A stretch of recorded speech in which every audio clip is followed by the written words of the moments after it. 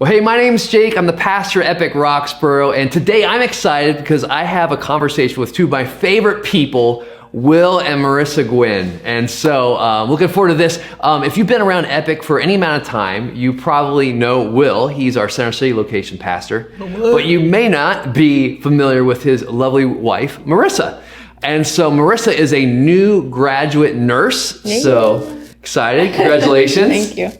And speaking of nurses, my wife, Allison, would have loved to be here to hang out with us, but she's coming off a double shift overnight, and so she couldn't make it here. She's recovering from that. But anyway, happy Valentine's Day, honey. We miss you. So back to Marissa, though. She, in a former life, worked for Epic Church. She was the events coordinator. She was also Pastor Kent's executive assistant. And so we have a lot of great memories together as a crew, and so this is going to be a lot of fun. Now, but before we jump into this, let me just give a little disclaimer. We do not think that we have all the answers to marriage, all right? So let's just say that up front. My wife, Allison, and I, we've been married for 21 years, and we're still learning new things every day.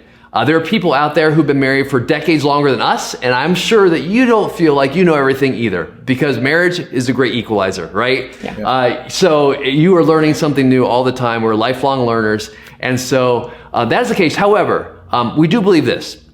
God has given us some very clear principles for marriage that do work. And he's given us each other, all of us, so that we can learn from each other and encourage each other and get better together. And so today I'm hoping that our conversation will inspire you and encourage you to keep going, to keep trying, so that we are all winning in marriage. So, all right, well, let's start it off by asking this question. How did you guys meet? Well, to share that, we kind of have to go back in time and then work our way forward, because it's a little bit complicated, but I'll let you explain. Yeah, so it's kind of funny. When Will and I first started dating, came to my hometown to visit my family for the first time. We were looking through some old photo albums, and we came across some photos of Will when I was in high school. What? Yeah, I know. So apparently there was a church event in my hometown. Will and his crew came to visit.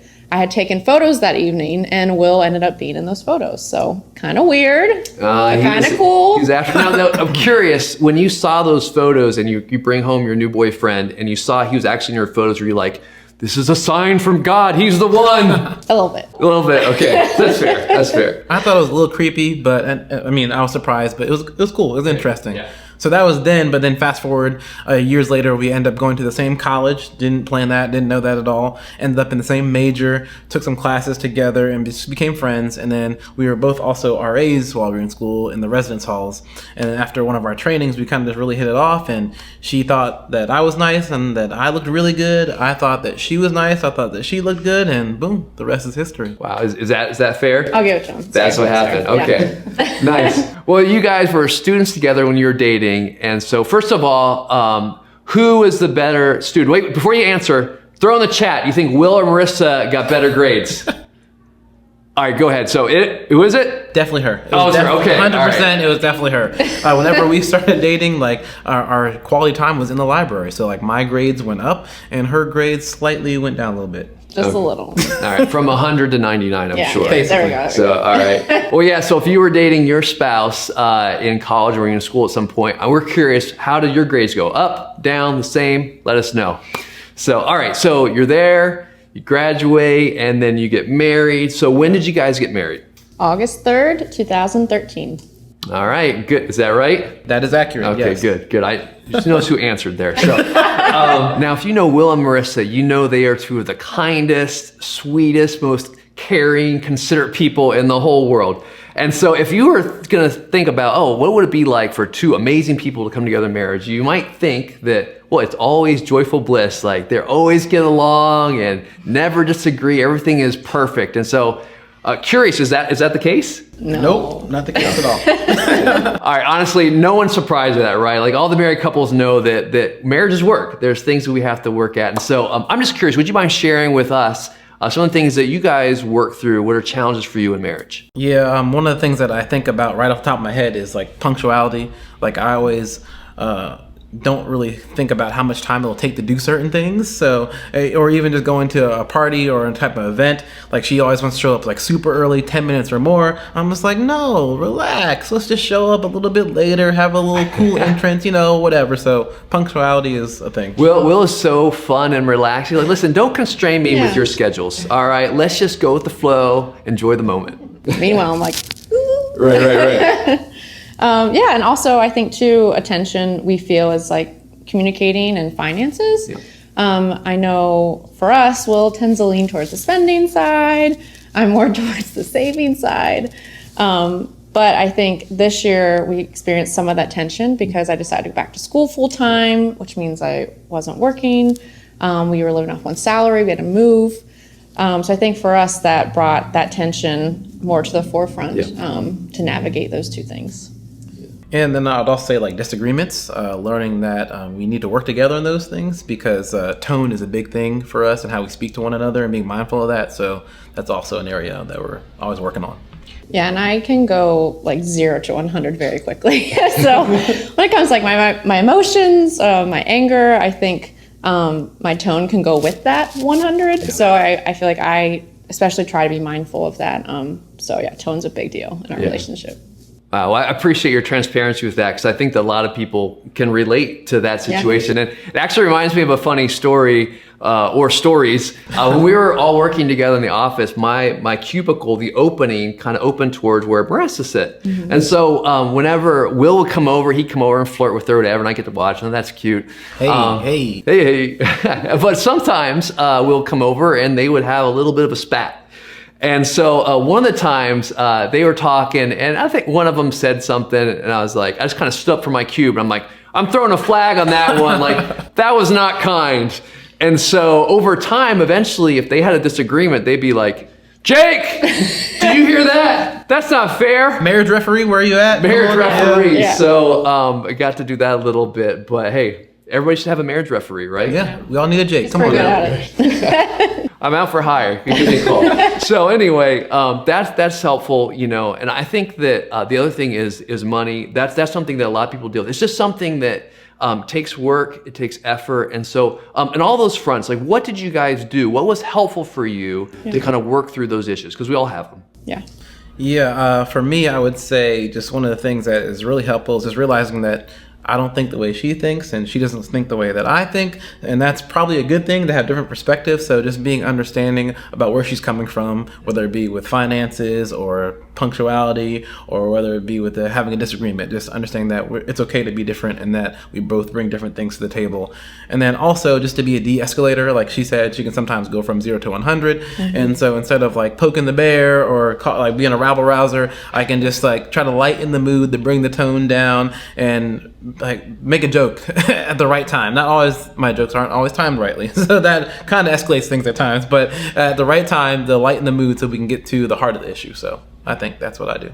Yeah, well, what you said there is interesting about not having the same perspectives. And I found that whenever I'm in a situation with my wife or somebody else and I'm starting to try to make a point, I'm no longer listening. I'm scheming while they're talking. I'm scheming out what I'm going to say next. Yeah. And man, although that feels like the thing you want to do in the moment, the best thing to do, right, is to stop and say, my wife, my husband, they're not like crazy. This makes sense to them. Help me understand why they're thinking that way. Yeah. And so that's really good advice. Yeah. Yeah, and just going back to the tone part, I think, it's good to reflect like, okay, this is how I'm saying this to my husband. Like, would I say the same thing or say it in the same way to a friend or a coworker? And I would probably not. So it helps me like reframe like, okay, like how should I be talking to my husband or my spouse? Like, what does that look like? And what's respectful and what's kind, what's loving? It's hard to do that. It's hard to like pause in the moment, but something we both really try to be intentional about.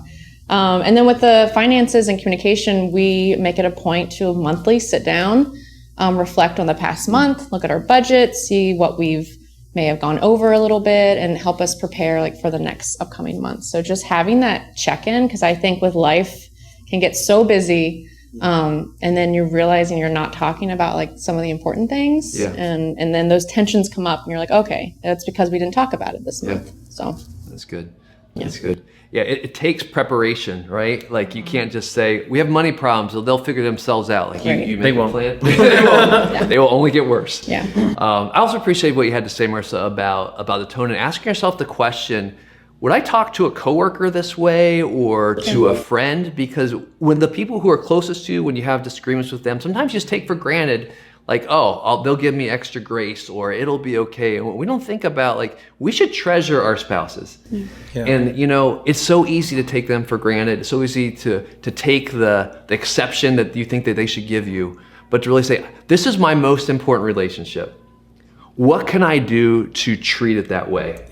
How can I really think about how I build them up and be a help to them and not to try and take advantage of their grace towards me. And so I also want to say it's okay to get outside help. Like for us, when it came to finances, like the church Epic, we offer Financial Peace University. So that was a great thing for us when we first got married. And even later on, I think we did it again. And we even led it one time just to walk through, like, here's how, like, we should have a plan for our money and a way to honor God in that. Yeah. And then in addition to that, like our first couple of years of marriage were really rough because of some family situations we had going on outside of our control. Yeah. And so we spent some time in counseling together, and it was great to have a third opinion to kind of guide us along the way from a faith-based perspective. So there's no shame in counseling. No, absolutely not. And in fact, like, it doesn't mean that you have a bad marriage. Mm-hmm. It means that you are committed to your marriage and you're being a good married couple to put the effort in. And so that's really good. I mean, everybody can benefit from counseling, I think. That's right. So really good. Thanks for sharing that. Well, one of the things this past year that's been obviously a big factor in a lot of our lives is COVID. And there's nothing that could be that disruptive and make that much change and not have some kind of impact on your marriage. And what I've read is that for couples, generally one of two things happened. If you had a pretty healthy marriage and you were communicating well, in some ways, kind of the break in the hectic schedules and some things being eliminated actually provided some space for you to get to know each other better and do more things you enjoy together. And so it's actually helpful. And so if that's where you find yourself, my encouragement for you is to be committed to, whenever we come back from all this, whenever COVID is over and all these opportunities to do stuff come up, to stay committed to focusing on your marriage and not let's just make that a one-year COVID thing.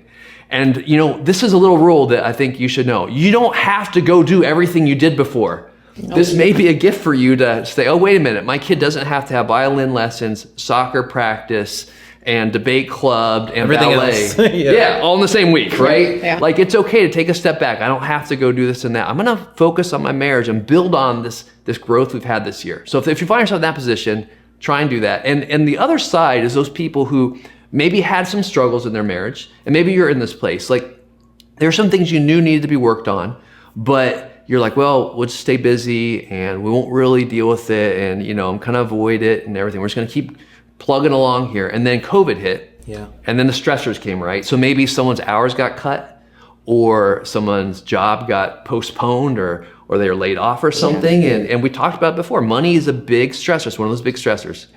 Or maybe daycare wasn't available, or school went online and now, surprise, you're a homeschool teacher, those are stresses, right? Yeah. That's a big deal. Real challenges. Real life challenges. And now those things escalated, and now, or maybe you're just both working from home and now I don't get a break, and those little things that were little fights we had here and there, they're happening every hour. Yeah. And so there's a lot of things that happened in that way with COVID that kind of escalated issues that were there that were maybe under the surface. And so I'm curious for you guys, what was it for you? Did you feel like it was helpful? It was harder? Both and. It's been a transition. I mean, I'm sure like many of you watching, everybody was doing something different, and then it all got kind of thrown all together. So for us, like she mentioned, she was in school and I was working all day, so I dropped her off in the morning, wouldn't see her till later in the evening, and then all of a sudden we're all together in the same space all the time. So that was a big adjustment, but after that little bit of adjustment period, we realized, you know what, like we like being around each other when we figure out how to make this work. So we'd have lunch together, we'd take a break and walk the dogs around the neighborhood real quick, and then since we're all in the same place, we could also take a bike ride after work all around the city. So like fun stuff like that along the way, but also a transition period. Yeah, I think too, for me, transitioning from in-person schooling to online learning, that was something I really had to grieve, because I had an expectation of what I thought the year would look like, how I thought my nurse program would go. So that was really something that would bring some stress. And then I would also bring that stress then into our relationship, and sometimes would project that onto him. So that was definitely a challenge we had to work through. Yeah. I think you hit on something really important there. That's a big deal. When we're going through a difficult time, sometimes we take all that tension and that stress or that those bad feelings, let's just say, and we project them on our spouse, even though they're not the reason why you're feeling that way. And it's so important to try and take a step back whenever you're feeling frustrated and you want to put it on your spouse to say, is that really what I'm upset about? And to realize that you're on the same team. I think you guys said that earlier. Yeah. Like, you're on the same team, and that's a really important perspective to have. Right. And whenever you don't have that, things kind of blow up. And so, if you find yourself in a place, and I don't want to just take for granted, like, I'm sure there are people who are in a really tough spot in their marriage right now. And we want you to know there's hope there. And even if this COVID situation has made you be like, I don't know if I can do this, you can. And really the first step is don't be isolated. Yeah. Talk to a trusted friend. And this is another point I wanted to make. It is not a friend if that person makes your spouse out to be an enemy. Like, you want friends that are saying you can do this and encouraging you and supporting you in your marriage, and not are, throwing stones at your spouse. Like, you don't need that. But anyway, find a friend who you know is for you, who's for your marriage, and chat with them, get another perspective, that third perspective, and really help them say, you know what, you're not really having a problem with your spouse. It's actually that you're stressed out at work and you're taking it out on your spouse or whatever it may be. So pretty good practical tip is to get someone who's on your side who can give you another opinion. Yeah. So, we are in this series, Win the Day. And one of the things that Pastor Kent said last week as we kicked off the series is that when there's something that we know we need to do, we have this big long-term goal, we shouldn't get overwhelmed by it. We should ask ourselves this question: can I do it for a day? Because if I can do it for a day, it's going to be okay. It rhymes. Yeah, it does rhyme. Very helpful. So have a good day and then repeat. And as you do that, over time, you're going to meet your goals in the long term. That's how you reach your long-term goals. And so there's not really many more important long-term goals than your marriage, right? That's right on the top of the list. And so I'm curious for you guys, what are those things you're consistently doing that you're like very intentional? I'm going to do this regularly so that over the long term, you have a healthy marriage. What are those little things that you do? Yeah. Oh, I guess I can start then. So for us, for me, one of the things I always have on my mind is that she needs to eat. She needs food, or if she doesn't get her food, you were like brilliant. Marissa needs to eat. Basic needs. Yes. If she doesn't get food that's hot and on a timely manner, she gets hangry, y'all. So she needs the food. And then something for both of us that we need is sexy time. Okay, every couple needs sexy time. And like people think like you're just gonna do it all the time when you get married, but like life gets busy, and kids come into the picture, and all kinds of distractions come in the way. And one of the things we listen to is a marriage podcast off and on. And one of the things they had on there as a suggestion was to schedule it out, like put it on your calendar, decide who's going to initiate it that week or this time or whatever it looks like. So just be intentional about sexy time. So they said you can't get through a marriage thing without talking about sex. And then outside of those things, in all seriousness, just being intentional about asking her, how can I be helpful around the house? She is very much so a doer and likes to take things on and just go. And so I need to let her know that I appreciate all those things that she does for me, but also like, how can I help? Like, allow me to take some of the burden off you and be a part of the process. So Yeah, and on that note, because I am typically the doer and I'll just do it all myself. I need to learn to ask for help. And I think realizing that he also wants to help is good, and that I can let some of that go and not feel like I'm drowning in the to-do list, because he's there, he can help. So also too, I think what Jake said, like remembering we're on the same team, I think it can be very easy to, when you're having a disagreement, to feel like attacked, or that person's like picking you apart or putting you in the corner. But it's like, hey, like, let's remember, like, I'm for him, he's for me, we're on the same team. And that will really shift the conversation.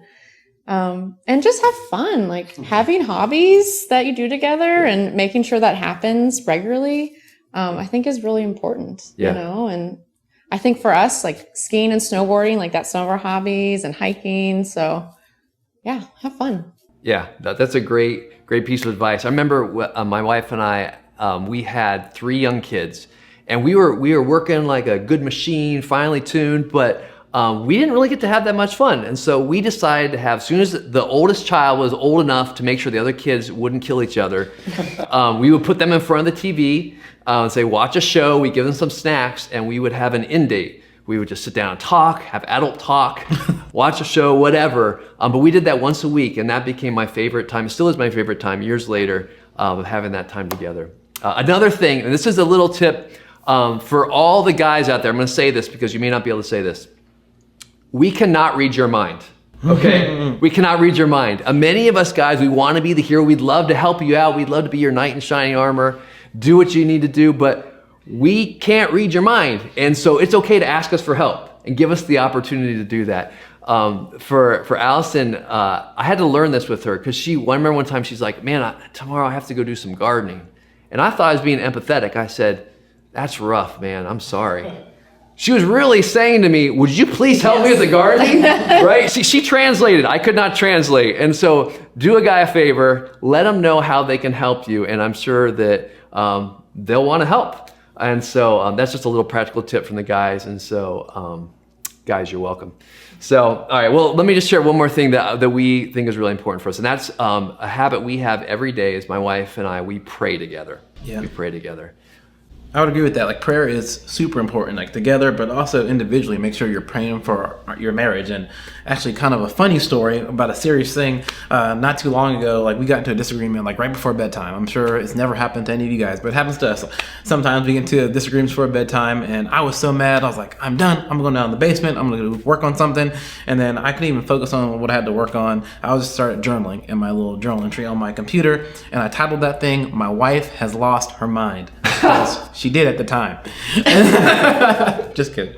So I wrote a little bit. So I wrote that, and I was going through the whole time just getting all my emotions out. I was frustrated. I was this. I was hurt. I was that. And at the end of it, I was like, you know what? Let me just take some time to pray about it and put on some worship music and think my way through it. And it worked, y'all. Let me tell you, like, God started showing me things I needed to work out on my end. And I was like, here's things that she could work out on her end. And I put that in the little thing and then shut it, went to bed. And then... Yeah, little did he know, I was getting up the next morning to do my class using his computer. And he did not minimize his little journal entry. So I opened up his laptop and it says, "My wife has lost her mind." And I was like, okay. I actually did laugh. It was pretty funny. And I did read it. But I think it was really cool to see, like, even though, you know, in the heat of the moment, writing down all his thoughts, praying through, asking God to help, just to see where his prayers, like, got him to and, like, the conclusion it brought him to was, like, very helpful and, like, shows that prayer does really work. It helps you come back to what's important and focus on that. Yeah. That's great. I tell you, prayer is so important. I think it does two things for us. One, it invites God into our situation. Yeah. And there's no better mood you can have than to ask for God's help in your marriage. Marriage was God's idea. Man, he has a blueprint for it to succeed. He knows what you need. And so inviting him into your marriage is so important. And number two is when you humble yourself before God with your spouse and you hear your spouse pray, "God, I need your help and help me to see the things in my life that I need to do to be a better husband or be a better wife." When you humble yourself in that way before God together, man, what happens is it changes the dynamic between the two of you. And so I've seen that over and over again. That's why we just make it a faithful practice. Hey, it doesn't have to be an hour-long revival. It might be 5 minutes every day, but you're sitting there, you're praying together, and what God can do in those 5 minutes is really incredible. Yeah. And so having said that, we want to do that together this morning and just pray for all the couples who are here, all the marriages, and just invite God into that and encourage you to do that on your own as well. And so would either of you like to pray for us? Okay. All right, great. Let's do it. Dear God, thank you so much for today. Thank you so much for our time together. Thank you so much for each and every person who's watching now. God, I pray that you would just be with each and every marriage that's represented here today. Lord, help us to seek you first, and then in that we just grow closer together with one another. God, give us the love, the patience, the kindness, the guidance to know what to do, who to turn to, which help we should seek out. And God, I just pray that you would just help us to remember that you're there, that you're in control, God, that you haven't left us, and that there's hope. There's hope for all of our marriages, Lord. And I just pray, God, again, that you would just bless each and every person, each and every marriage represented, and that you would just help us have a great year. And we ask this in your name. Amen. Amen. All right. Well, this was a lot of fun for me. It was fun for us. I hope it was fun for you too. And I hope it was helpful. I hope that you feel encouraged and inspired to invest in your marriage, to love your spouse the way that God loves you. And at the end of it all, when we're faithful to do these things day by day, prioritizing our spouse, we're going to be winning in our marriage. All right. Happy Valentine's Day. Well, hey, welcome back. Choose your own adventure. You made it. You made it. Hey, first time we've tried something like that. If you enjoyed that, we'd love to hear about it. Let us know in the comments. You know what? If you feel like you missed out on the other one, why don't you flip it back and reverse it, and you can go ahead and get double the content this week. Okay, Missy Elliott. What you know about that? Hey, whatever you watched, hopefully you've learned one or two things. Pull them out. Let's do them this week. We've got to apply what we're learning so that we can win the day. Wait, Justin, it's halftime. Yeah. All right. So that means the third quarter's coming. So we got to prepare for that. What's coming up next week? Hey, next week, we're going to be teaching a 3-step process that every high performer uses to achieve the goals that they're after. And you might be surprised to know that the Bible teaches it better than Tony Robbins. So we'll be talking about that next week. Yeah. Come on now. Hey, we have so much great content in store that we knew we couldn't fit it all into 4 quarters. And so we've got overtime coming your way. We are headed to overtime. That's right. Overtime is a masterclass on how to achieve your goals, but you got to save your seat. All right. You got to RSVP epic.church/overtime. Yeah. And hey, if you're joining us on YouTube today for the first time, make sure you hit that big red button, subscribe. Make sure you give us a thumbs up, a like, a comment, drop a comment, all those YouTube things. We're so glad you joined us today. We'll be back here next week. But for now, I think I need some more chocolate. You gonna share them things, man? We might be back next week with these chocolates. We'll be back next week. You want to try to pick a random one? Ready? Here we go. Let me try 1, 2, 3. Ooh, this looks good. Oh, yes. Orange. Yes. Well, hey, thanks again for joining us for church today. If you're new, we're glad you're here. And I just want you to know we do church just like this online every single week. And we'd love for you to be a part. If you had a good time, make sure you hit that subscribe button. Follow us on Instagram, and we'll make sure we keep you in the loop. Listen, no matter who you are, we believe that God has an incredible plan for your life. And we just want to do our part to help you discover what that is. So keep following along online, and make sure you text the word HERE to the number on the screen so we can make it official, send you your t-shirt, and get you all hooked up with everything you need to get connected and be part of the fam. In fact, I personally want to invite you to be one of our guests at the welcome party because we'd love the chance to get to meet you.